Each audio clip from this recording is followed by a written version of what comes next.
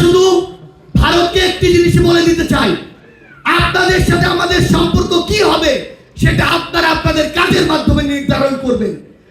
যেই খুনি হাসিনা এতগুলো মানুষকে খুন করে এই বাংলাদেশ থেকে পালিয়ে গিয়েছে, যেই খুনি হাসিনা বাংলাদেশের মানুষের দ্বারা এই দেশ থেকে তাড়িত হয়েছে, সেই খুনি হাসিনাকে আপনারা আশ্রয় দিয়েছেন। যদি এই বাংলাদেশের সাথে আপনাদের সম্পর্ক স্থাপন করতে চান, খুনি হাসিনাকে বাংলাদেশে ফিরিয়ে দিন। খুনি হাসিনার বিচার এই বাংলাদেশের মানুষ করবে। আমরা শুধু আমাদের জায়গা থেকে আপনাদেরকে একটি কথাই বলি, অসংখ্য চক্রান্ত হচ্ছে হবে। আমাদের যে ভাইরা আমাদের কথায় জীবন দিয়েছে, রক্ত দিয়েছে, ওই একই কাতারে আমরাও ছিলাম। সৌভাগ্যক্রমে বেঁচে গিয়েছি।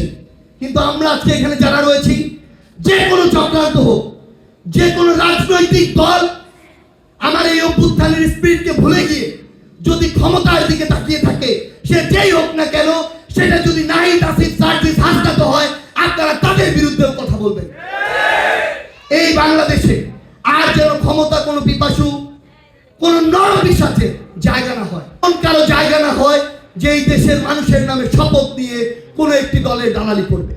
আমরা আপনাদেরকে শুধু একটি অনুরোধই করি, জুলাই শহীদ স্মৃতি ফাউন্ডেশন তাদের জায়গা থেকে যতদিন এই বাংলাদেশ আছে, যতদিন আপনারা আছেন, সর্বোচ্চটুকু দিয়ে আপনাদের পাশে থাকার চেষ্টা করবে।